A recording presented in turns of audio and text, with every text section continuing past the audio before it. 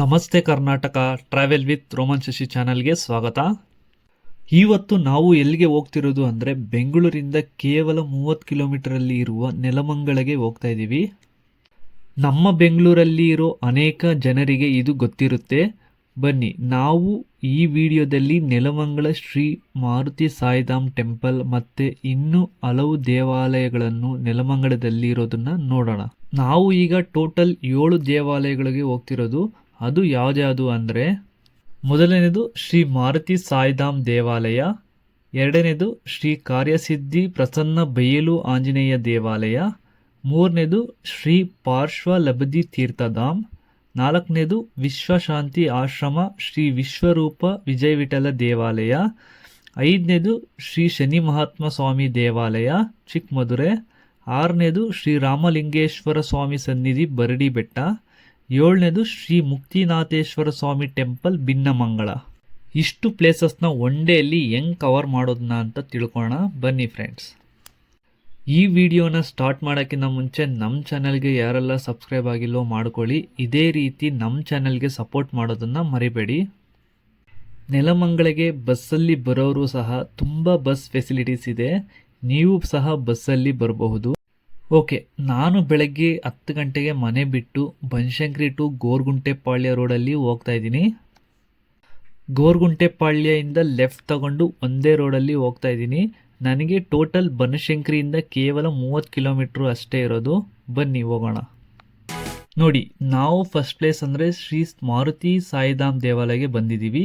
ಇಲ್ಲಿ temple timings ಮತ್ತು ಇತಿಹಾಸ ಎಲ್ಲ ತಿಳ್ಕೊಳ್ಳೋಣ, ಮತ್ತು ದೇವರ ದರ್ಶನ ಸಹ ಮಾಡೋಣ. ಬನ್ನಿ ಫ್ರೆಂಡ್ಸ್. ಈ ಟೆಂಪಲ್ ಟೈಮಿಂಗ್ಸ್ ಬಂದು ವೀಕ್ ಡೇಸಲ್ಲಿ 8 ಗಂಟೆಯಿಂದ 12:30ವರೆಗೂ ಇರುತ್ತೆ ಮಧ್ಯಾಹ್ನ, ಮತ್ತು 4 ಗಂಟೆಯಿಂದ 8:30ವರೆಗೂ ನೈಟ್ ಇರುತ್ತೆ. ಇದು ಬಂದು ವೀಕ್ ಡೇಸಲ್ಲಿ. ಅದೇ ವೀಕೆಂಡ್ಸಲ್ಲಾದರೆ 8 ಗಂಟೆಯಿಂದ 8:30ವರೆಗೂ ಸಾಟರ್ಡೆ ಸಂಡೇ ಫುಲ್ ಓಪನ್ ಇರುತ್ತೆ. ನೀವು ಸಹ ವೀಕೆಂಡಲ್ಲಿ ಪ್ಲ್ಯಾನ್ ಮಾಡಬಹುದು. ನೋಡಿ, ನಾವು ಹೋಗ್ತಿದ್ದಂಗೆ ನಮ್ಮನ್ನು ಶಿವದೇವರು ವೆಲ್ಕಮ್ ಮಾಡಿದ್ರು. ನೋಡಿ, ಇಲ್ಲಿ ಹನುಮಾನ್ ಅಂದರೆ ಮಾರುತಿ ದೇವರು. ಎಷ್ಟು ದೊಡ್ಡದಾಗಿದ್ದಾರೆ ಈ ಹನುಮಾನ್ ದೇವರು. ಈ ಮಾರುತಿ ಸಾಯಿಧಾಮ್ ದೇವಾಲಯ ಇತಿಹಾಸ ತಿಳ್ಕೊಳ್ಳೋಣ ಬನ್ನಿ. ಬೆಂಗಳೂರಿನ ತುಮಕೂರು ರಸ್ತೆಯಲ್ಲಿರುವ ಹಿಮಾಲಯ ಡ್ರಗ್ ಕಂಪನಿ ಬಳಿ ಇರುವ ಶ್ರೀ ಮಾರುತಿ ಸಾಯಿಧಾಮವು 2013ರಲ್ಲಿ ಸ್ಥಾಪಿಸಲಾದ 36 ಅಡಿ ಎತ್ತರದ ಮತ್ತು 100 ಟನ್ ತೂಕದ ಏಕಶಿಲೆ ಹನುಮಾನ್ ವಿಗ್ರಹಕ್ಕೆ ಹೆಸರುವಾಸಿಯಾಗಿದೆ. ಮುಂಬೈ ಮತ್ತು ಚೆನ್ನೈಯಲ್ಲಿರುವ ಇದೇ ರೀತಿ ದೇವಾಲಯಗಳಿಂದ ಸ್ಫೂರ್ತಿ ಪಡೆದು ಬೆಂಗಳೂರಿಗೆ ದೊಡ್ಡ ಪ್ರಮಾಣದ ಹನುಮಾನ್ ಪ್ರತಿಮೆಯನ್ನು ತರಲು ಬಯಸಿದ್ದ ಉದ್ಯಮಿ ಮತ್ತು ಹನುಮಾನ್ ಭಕ್ತ ಜುಗರಾಜ್ ಸೋಲಂಕಿ ಅವರು ಈ ದೇವಾಲಯವನ್ನು ಪ್ರಾರಂಭಿಸಿದರು. ಈ ದೇವಾಲಯವು ತುಮಕೂರು ರಸ್ತೆಯ NH4 ನೆಲಮಂಗಲದ ಬಳಿಯ ಆಡಕಾಮರನಹಳ್ಳಿಯಲ್ಲಿರುವ ಈ ಸ್ಥಳವು 21,000 ಚದರ ಅಡಿಯಲ್ಲಿ ವಿಸ್ತೀರ್ಣವನ್ನು ಹೊಂದಿದೆ. ಮುಂಗಾರು ಮಳೆ ಚಿತ್ರ ನಿರ್ಮಾಪಕ ಇ ಕೃಷ್ಣಪ್ಪ ದೇವಾಲಯಕ್ಕಾಗಿ ಭೂಮಿಯನ್ನು ಪಡೆಯಲು ಸಹಾಯ ಮಾಡಿದರು.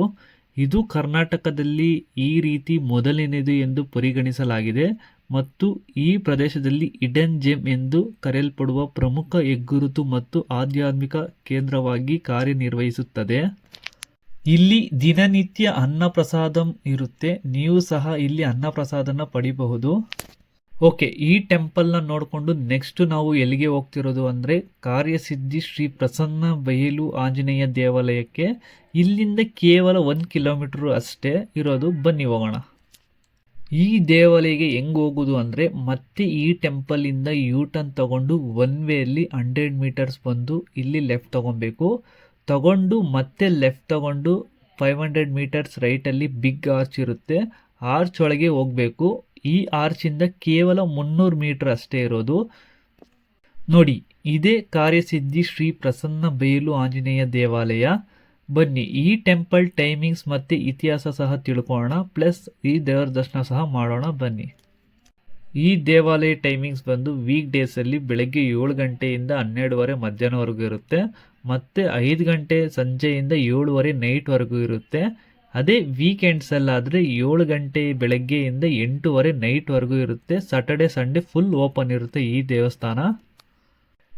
ಈ ದೇವಾಲಯವು ಹನುಮಂತನ ಪ್ರಶಾಂತ ವಿಗ್ರಹವನ್ನು ಹೊಂದಿದೆ. ಇದನ್ನು ಹೆಚ್ಚಾಗಿ ಪ್ರಸನ್ನ ಎಂದರೆ ಸಂತೋಷದ ಆಂಜನೇಯ ಎಂದು ಕರೆಯಲಾಗುತ್ತದೆ. ಇದನ್ನು ಬಯಲು ಅಥವಾ ಪ್ರಕಟ ಎಂದು ನಂಬಲಾಗಿದೆ ಮತ್ತು ಅತ್ಯಂತ ಶುಭಕರವಾಗಿದೆ. ಇತರ ಕಾರ್ಯಸಿದ್ಧಿ ಕೇಂದ್ರಗಳಂತೆಯೇ ಇದು ಭಕ್ತರ ತಮ್ಮ ಆಸೆಗಳನ್ನು ಪೂರೈಸಲು ಕಾರ್ಯ ಮತ್ತು ಯಶಸ್ಸು ಪಡೆಯಲು ಪವಿತ್ರ ತೆಂಗಿನಕಾಯಿ ಕಟ್ಟುವಂತಹ ವಿಶೇಷ ಆಚರಣೆಗಳನ್ನು ಮಾಡುವ ಸ್ಥಳವಾಗಿದೆ.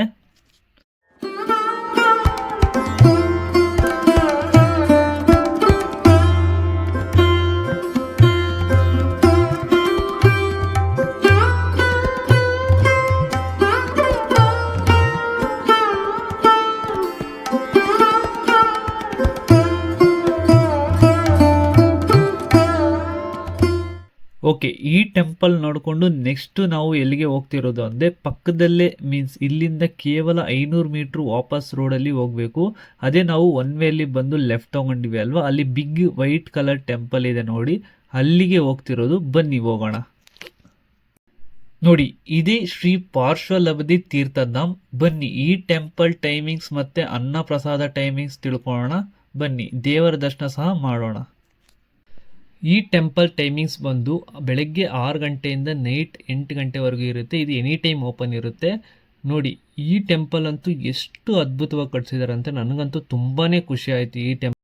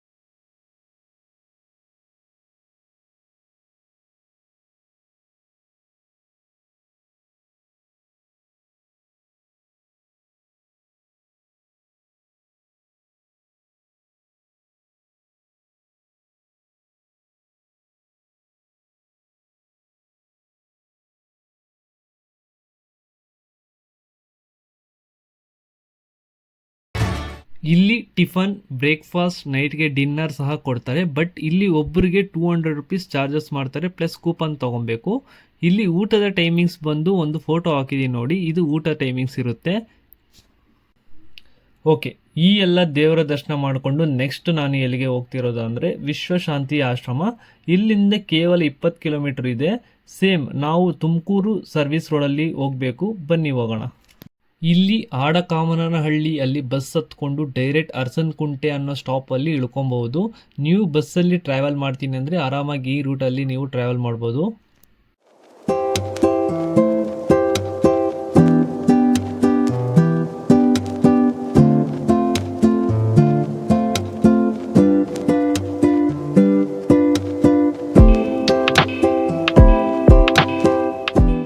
ನೋಡಿ, ಇದೇ ಎಂಟ್ರೆನ್ಸ್. ಇಲ್ಲಿ ಕಾರ್ ಪಾರ್ಕಿಂಗ್ಗೆ 30 ರೂಪಾಯಿ ಚಾರ್ಜ್ ಮಾಡ್ತಾರೆ, ಮತ್ತು ಬೈಕ್ ಮತ್ತು ಸ್ಕೂಟರ್ಗೆ 20 ರೂಪಾಯಿ ಚಾರ್ಜ್ ಮಾಡ್ತಾರೆ.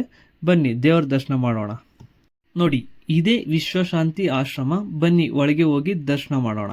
ಈ ಟೆಂಪಲ್ ಟೈಮಿಂಗ್ಸ್ ಬಂದು ಬೆಳಗ್ಗೆ 6 ಗಂಟೆಯಿಂದ 12:30 ಮಧ್ಯಾಹ್ನವರೆಗೂ ಇರುತ್ತೆ, ಮತ್ತು 4 ಗಂಟೆ ಸಂಜೆಯಿಂದ ನೈಟ್ 7 ಗಂಟೆವರೆಗೂ ಇರುತ್ತೆ, ಮತ್ತು ಸಾಟರ್ಡೆ ಸಂಡೇ ನಿಮಗೆ 7 ಗಂಟೆಯಿಂದ 7:30ವರೆಗೂ ನೈಟ್ ಓಪನ್ ಇರುತ್ತೆ.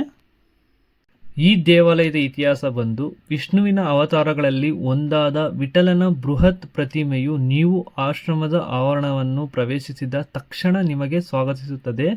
ಜೀವಕ್ಕಿಂತ ದೊಡ್ಡದಾಗಿದೆ, ಇದು ವಿಸ್ಮಯಕಾರಿಯಾಗಿದೆ. ಇಲ್ಲಿ 36 ಅಡಿ ಎತ್ತರದ ವಿಠಲನ ಪ್ರತಿಮೆ ವಿಗ್ರಹವು ಸುತ್ತಮುತ್ತಲೂ ಅಷ್ಟಲಕ್ಷ್ಮಿಗಳು, ದೇವಿಯ ಲಕ್ಷ್ಮಿ 8 ಅವತಾರಗಳು, ಲಕ್ಷ್ಮಿ ಮತ್ತು ನಾರಾಯಣ ಮತ್ತು ಗಾಯತ್ರಿಗಳಿಗೆ ಮೀಸಲಾಗಿರುವ ದೇವಾಲಯಗಳಿವೆ. ಈ ಆಶ್ರಮದ ಒಳಗಡೆ 62 ಅಡಿ ಉದ್ದದ ವಿಶ್ವರೂಪ ಸ್ಟ್ಯಾಚು ಇದೆ. ಇದನ್ನು ನೋಡೋದಕ್ಕೆ 20 ರುಪೀಸ್ ಚಾರ್ಜ್ ಮಾಡ್ತಿದ್ದಾರೆ. ಇದನ್ನು ಟಿಕೆಟ್ ತಗೊಂಡು ನಾವು ಒಳಗೆ ಹೋಗಬೇಕು. ಇಲ್ಲಿ ವಿಶ್ವರೂಪ ದೇವಾಲಯವೂ ಇದೆ. ಇದು ಭವ್ಯವಾದ ವಿಶ್ವರೂಪ ಅವತಾರದಲ್ಲಿ ವಿಷ್ಣುವಿನ ವಿಗ್ರಹವನ್ನು ಹೊಂದಿದೆ. ಪ್ರತಿಮೆ ಅದ್ಭುತವಾಗಿದೆ ಮತ್ತು ಪ್ರತಿಯೊಂದು ಸಣ್ಣ ವಿವರಕ್ಕೂ ನೀಡಲಾಗುವ ಗಮನ ಅದ್ಭುತವಾಗಿದೆ. ಈ ಪ್ರತಿಮೆಯು ಸುತ್ತಮುತ್ತಲಿನ ಗೋಡೆಗಳ ಮೇಲೆ ಸಂಪೂರ್ಣ ಭಗವದ್ಗೀತೆಯನ್ನು ಗ್ರಾನೈಟ್ ಚಪ್ಪಡಿಗಳಿಂದ ಮೇಲೆ ಕೆತ್ತಲಾಗಿದೆ. ಈ ವಿಶ್ವರೂಪ ದೇವಾಲಯದ ಹೊರಗೆ ಮಹಾಭಾರತದ ಅರ್ಜುನ ಉಪದೇಶವ ದೃಶ್ಯವನ್ನು ಚಿತ್ರಿಸುವ ಬೃಹತ್ ಚಿತ್ರಣವಿದೆ. ಶ್ರೀಕೃಷ್ಣನು ದೊಡ್ಡ ದೊಡ್ಡ ರಥದ ಸಾರಥಿಯಾಗಿ ಅರ್ಜುನನಿಗೆ ಸಲಹೆ ನೀಡುತ್ತಾನೆ. ನೋಡಲು ಇದು ಒಂದು ಸುಂದರ ವಿಷಯ. ಸರಿ, ವಿಶ್ವರೂಪ ದೇವಾಲಯದ ಎದುರು ಭಾರತದ 7 ಪ್ರಮುಖ ನದಿಗಳಾದ ಗಂಗಾ, ಯಮುನಾ, ಗೋದಾವರಿ, ಕಾವೇರಿ, ನರ್ಮದಾ, ಸಿಂಧು ಮತ್ತು ಸರಸ್ವತಿಗಳನ್ನು ಚಿತ್ರಿಸುವ 7 ಪ್ರತಿಮೆಗಳಿವೆ. ಮತ್ತೊಂದು ಸುಂದರವಾದ ಕೆಲಸ ಇದು.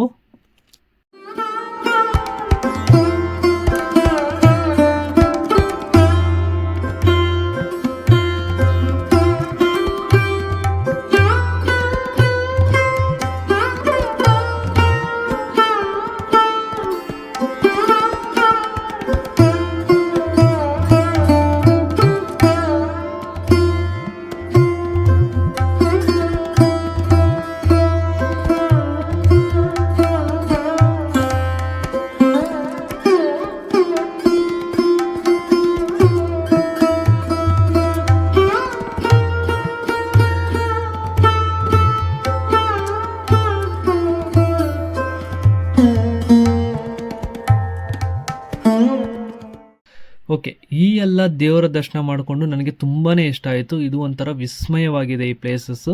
ನೀವು ಸಹ ಇಲ್ಲಿ ಬನ್ನಿ, ತುಂಬಾ ಎಂಜಾಯ್ ಮಾಡ್ತೀರಾ. ಓಕೆ, ಈ ಎಲ್ಲ ದೇವರ ದರ್ಶನ ಮಾಡಿಕೊಂಡು ನೆಕ್ಸ್ಟ್ ನಾವು ಎಲ್ಲಿಗೆ ಹೋಗ್ತಿರೋದು ಅಂದರೆ ಶ್ರೀ ಶನಿ ಮಹಾತ್ಮ ಸ್ವಾಮಿ ದೇವಸ್ಥಾನ ಚಿಕ್ಕಮದುರೆಗೆ ಹೋಗ್ತಾ ಇದ್ದೀರಿ. ಬನ್ನಿ ಹೋಗೋಣ. ಇಲ್ಲಿಂದ ಕೇವಲ 20 ಕಿಲೋಮೀಟರ್ ಅಷ್ಟೇ ಇರೋದು. ಇದು ಬಂದು ನೆಲಮಂಗಲ ಟು ದೊಡ್ಡಬಳ್ಳಾಪುರ ರೋಡಲ್ಲಿದೆ. ಬನ್ನಿ ಹೋಗೋಣ.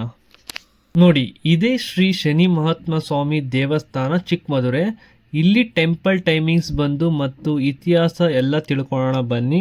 ಇಲ್ಲಿ ಟೆಂಪಲ್ ಟೈಮಿಂಗ್ಸ್ ಬಂದು 6 ಗಂಟೆ ಬೆಳಗ್ಗೆಯಿಂದ 8 ಗಂಟೆ ನೈಟ್ವರೆಗೂ ಡೈಲಿ ಓಪನ್ ಇರುತ್ತೆ.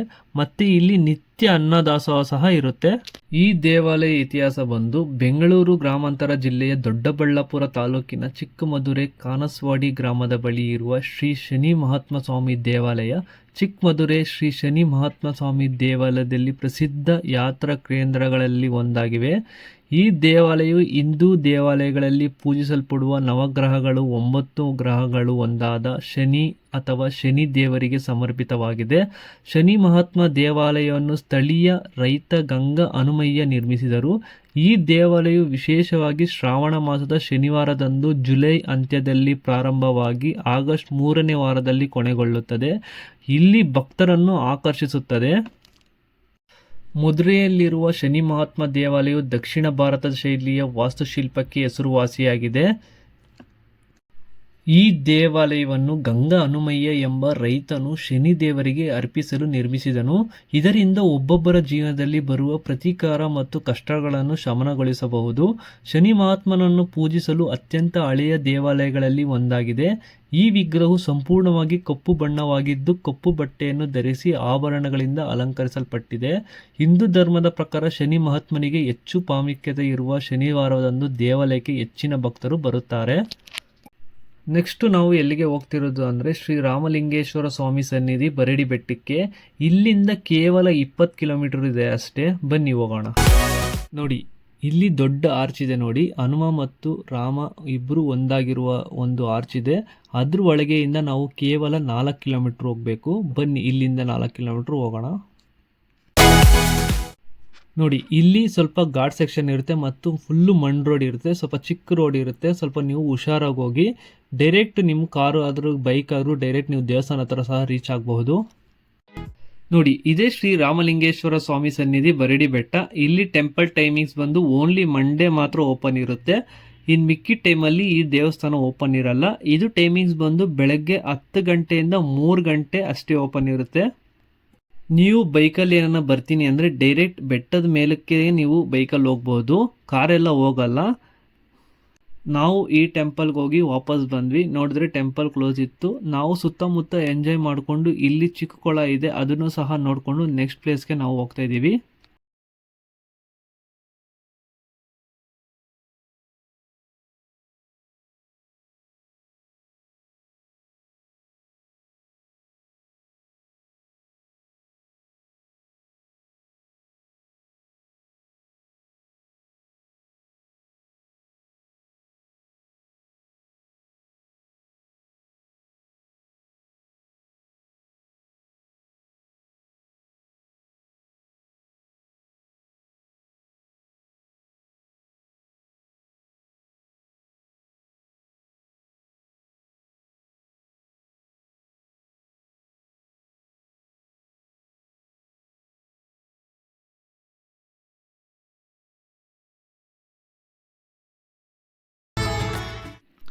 ನೆಕ್ಸ್ಟ್ ಆ್ಯಂಡ್ ಲಾಸ್ಟ್ ಪ್ಲೇಸ್ಗೆ ಎಲ್ಲಿಗೆ ಹೋಗ್ತಿರೋದು ಅಂದರೆ ಶ್ರೀ ಮುಕ್ತಿನಾಥೇಶ್ವರ ಸ್ವಾಮಿ ಟೆಂಪಲ್ ನೆಲಮಂಗಲಕ್ಕೆ ಹೋಗ್ತಾ ಇದ್ದೀವಿ.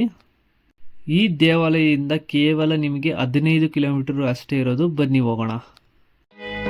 ನೋಡಿ, ಇದೇ ಶ್ರೀ ಮುಕ್ತಿನಾಥೇಶ್ವರ ಸ್ವಾಮಿ ಟೆಂಪಲ್. ಇಲ್ಲಿ ದೇವಾಲಯದ ಟೈಮಿಂಗ್ಸ್ ಬಂದು ಬೆಳಗ್ಗೆ 6:30ಯಿಂದ ಮಧ್ಯಾಹ್ನ 11 ಗಂಟೆಗೆ, ಮತ್ತೆ 5:30ಯಿಂದ 7:30ವರೆಗೂ ನಿಮಗೆ ನೈಟ್ ಓಪನ್ ಇರುತ್ತೆ. ಈ ದೇವಾಲಯದ ಇತಿಹಾಸ ಬಂದು, ಈ ದೇವಾಲಯವನ್ನು ಚೋಳ ರಾಜವಂಶದ ಆಳ್ವಿಕೆಯಲ್ಲಿ ನಿರ್ಮಿಸಲಾಗಿತ್ತು. ಸುಮಾರು 1000 ವರ್ಷಗಳಷ್ಟು ಹಳೆಯದಾದ ಈ ದೇವಸ್ಥಾನವು ಚೋಳರ ವಾಸ್ತುಶೈಲಿಯಲ್ಲಿ ಪ್ರದರ್ಶಿಸುತ್ತದೆ. ಇಲ್ಲಿ ತಮಿಳು ಭಾಷೆಯ ಪ್ರಾಚೀನ ಶಾಸನಗಳನ್ನು ಕಂಡು ಬಂದಿದೆ. ಇವು ದೇವಾಲಯದ ಕಾಲ ಮತ್ತು ರಾಜವಂಶದ ಬಗ್ಗೆ ಮಾಹಿತಿ ಸಹ ನೀಡುತ್ತದೆ. ಭಕ್ತರು ಇಲ್ಲಿಂದ ನಂದಿಯ ಬಲಿ ಕಿವಿಯಲ್ಲಿ ತಮ್ಮ ಆಸೆಗಳನ್ನು ಹೇಳಿಕೊಂಡರೆ ಅವು ಈಡೇರುತ್ತೆ ಎಂಬ ಬಲವಾದ ನಂಬಿಕೆ ಇದೆ. ಗರ್ಭಗುಡಿಯಲ್ಲಿರುವ ಸುಂದರವಾದ ಶಿವಲಿಂಗವಿದ್ದು, ದೇವಾಲಯದ ಆವರಣದಲ್ಲಿ ಕಾಳಿಯ ಮರ್ದನ, ಕೃಷ್ಣ ಮತ್ತು ಇತರ ದೇವತೆಗಳ ವಿಗ್ರಹಗಳನ್ನು ಸಹ ಕಾಣಬಹುದು.